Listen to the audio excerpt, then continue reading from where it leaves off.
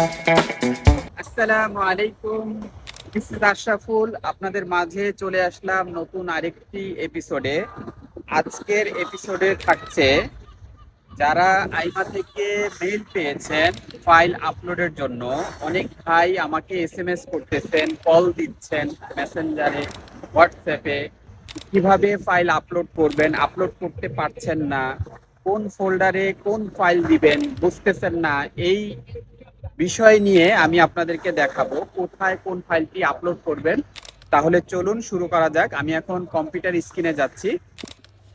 প্রথমে আপনি email password দিয়ে লগ ইন করবেন। এরপরে এরকম একটা ড্যাশবোর্ড আপনার সামনে আসবে। এরপরে 1 নম্বরে আমরা প্রেস করব। তারপর নমি কমপ্লিট, এটা অটোমেটিকলি থাকবে। 2 নম্বর আমরা সিলেক্ট করব, বাজিকও সিলেক্ট করব। 3 নম্বরে নাসিওনালিদাদ, এটা অটোমেটিকলি বাংলাদেশ থাকবে। 4 নম্বরে এস্তাদো সিভিল, আপনি যদি সিঙ্গেল হন তাহলে সোলতেইরো, আর যদি আপনি বিবাহিত হন তাহলে কাজাদো। আমি কাজাদো দিচ্ছি।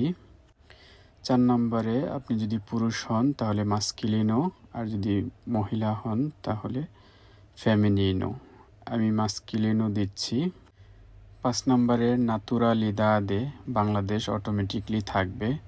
6 নম্বরে লোকাল দে নাসিমেন্তো, আপনি কোথায় জন্মগ্রহণ করেছেন আপনার পাসপোর্টে যেটা থাকবে সেটা দিবেন। আমি বাংলাদেশের ঢাকায় জন্মগ্রহণ করছি, তাই আমি ঢাকা দিচ্ছি। 7 নম্বরের দাতা দে নাসিমেন্তো, এটা অটোমেটিকলি থাকবে, আপনি চেক করবেন যে ঠিক আছে কিনা। 8 নম্বরের নমিদো পাই, আপনার বাবার নাম পাসপোর্টে যেভাবে লেখা আছে ঠিক সেভাবে লিখবেন। 9 নম্বরের নমিদা মাই, আপনার মায়ের নাম পাসপোর্টে যেভাবে লেখা আছে ঠিক সেভাবেই লিখবেন। 10 নম্বরে আপনার টেলিফোন নাম্বার, 10 নম্বরে আপনার মোবাইল নাম্বারটি অটোমেটিকলি দেখাবে, আপনি চেক করবেন সঠিক আছে কিনা। 11 নম্বরে আপনার ইমেলটা চেক করবেন। তারপর এখানে ডিক্লারাও তের লিদো ক্লিক করে আতুলিজার দ্বাদশ ক্লিক করবেন। আমি আপনাদেরকে দেখানোর জন্য ফিল আপ করেছি, বাট আমি এখন আপডেট করব না, তাই আমি এখন ভলতার ক্লিক করব। ভলতার দিয়ে আমি ব্যাকে চলে এসেছি। 2 নম্বর ফোল্ডারের ডকুমেন্টো ইডেন্টিফিকেশাও ক্লিক করব। এখন প্রথম 1 নম্বর ঘরের নুমেরো, পাসপোর্টের নাম্বারটি সুন্দরভাবে লিখবেন যেন ভুল না হয়। 2 নং ঘরে পাইস এমিসর, এটা বাংলাদেশ ক্লিক করব। 3 নম্বর ঘরে দাতাদে এমিসাও, আপনার পাসপোর্টের ইস্যু ডেট এখানে লিখবেন ভালোভাবে। 4 নম্বর ঘরে এন্তিদাদে এমিসোরা, এটা আপনার পাসপোর্ট যদি আপনি বাংলাদেশ থেকে করে থাকেন ডিপ ঢাকা হবে, আর যদি লিসবন থেকে করেন তাহলে লিসবন লিখে দিবেন ওখানে। 5 নং ঘরে আপনার পাসপোর্টের এক্সপায়ার ডেটটা লিখে দিবেন এখানে। তারপর আতুলিজার দ্বাদশ ক্লিক করবেন। এখন আমি 3 নম্বর ঘরে ক্লিক করব, মোরাদা পার্মানেন্টে। মোরাদা অ্যাড্রেসটা অটোমেটিকলি থাকবে, আপনি চেক করবেন আপনার অ্যাড্রেসটা ঠিক আছে কিনা।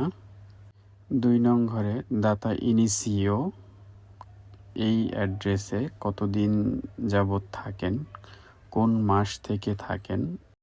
3 নং ঘরে লোকালিদাদে আমি লিসবোয়া লিখে দিব।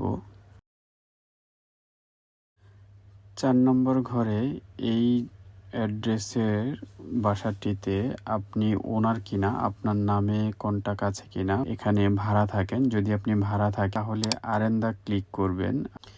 5 নং ঘরে আপনি জিপ কোডটা লিখবেন। 6 নং ঘরে লিসবোয়া লিখে দিব।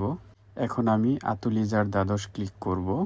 4 নম্বর ঘরে আতিভিদাদ প্রফেশনাল আমি ক্লিক করব। 1 নম্বর ঘরে নিফ অটোমেটিকলি থাকবে। 2 নম্বর ঘরে নিস অটোমেটিকলি থাকবে। 3 নম্বর ঘরে NNU, এখানে আপনার SNS নাম্বারটি লিখে দিবেন। 4 নম্বরে টিক চিহ্ন দিয়ে দিবেন।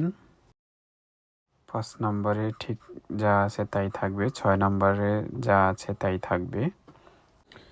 7 নং ঘরে আপনার SNSটি কবে তৈরি করেছেন সেই ডেটটা লিখে দিবেন।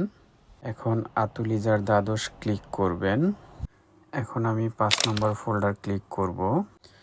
এখানে চয়েস ফাইলে ক্লিক করে আপনার পাসপোর্টের পিডিএফটি সিলেক্ট করে দিবেন। এখন পাসপোর্টটি আপডেট করব না, তাই ভলতার ক্লিক করছি। এখন আমি 6 নম্বর ফোল্ডারে ক্লিক করব। এখন আমি চয়েস ফাইল ক্লিক করব। এখানে আপনি আপনার জব কন্ট্রাক্ট, পাত্রন ডিক্লারেশন এবং পে স্লিপ অ্যাড করে দিয়ে দিতে পারেন। আমি ফাইলটি এখন আপডেট করছি না, তাই ভলতার ক্লিক করছি। এখন আমি 7 নম্বর ফোল্ডারে ক্লিক করব। এখন আমি চয়েস ফাইল ক্লিক করব।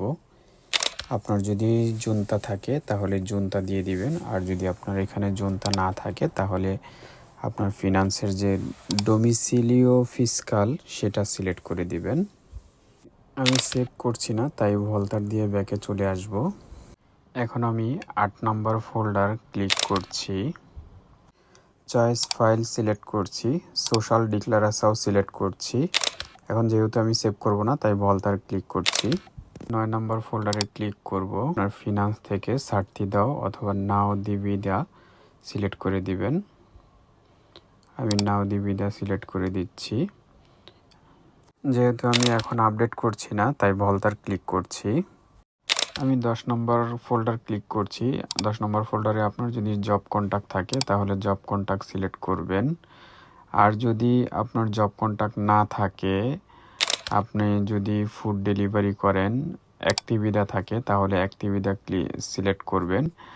আর যদি আপনার অ্যাক্টিভিদাও না থাকে, জব কন্ট্যাক্টও না থাকে, তাহলে আপনি যদি ডিসএমপ্লয়েড হন অথবা আপনি যদি ফুন্দু লেটারে থাকেন তাহলে আপনি ফুন্দু লেটার সিলেক্ট করবেন। সর্বশেষ আপনি কারেগার ডকুমেন্টও ক্লিক করবেন, তাহলেই আপনার ফাইলটি আপডেটেড হয়ে যাবে। ভিডিওটি যদি ভালো লেগে থাকে তাহলে অবশ্যই শেয়ার করে দিবেন। সবাইকে অসংখ্য ধন্যবাদ অনেক ধৈর্য ধরে ভিডিওটি দেখার জন্য, আর ভিডিওটি শেয়ার করে দিবেন। Thanks for watching.